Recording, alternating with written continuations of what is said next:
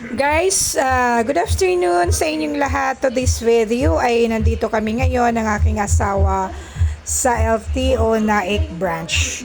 Sinamahan ko ang aking asawa sa pagbiyahe niya papunta rito sa Naik kasi may kukunin po kami ng plastic ID driver's license ngayon kasi ibibigay.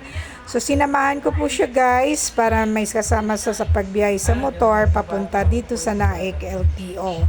Yan guys, yan ang LTO rito sa Naik,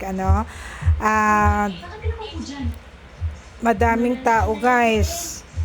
Kaya medyo natagalan kami ng aking asawa sa pagkuha kasi pila-pila po siya.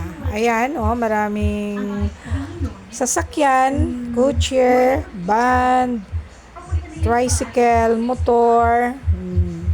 Marami guys kasi ngayon ang bigayan ng plastic cover of driver's license.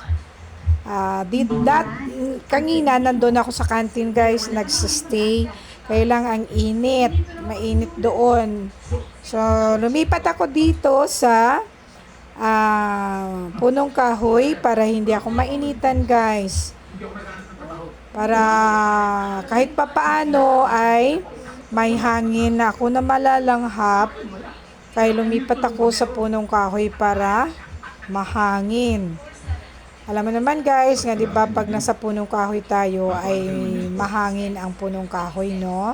Kaya dito ako nagpunta sa lilim, sa ilalim ng punong kahoy.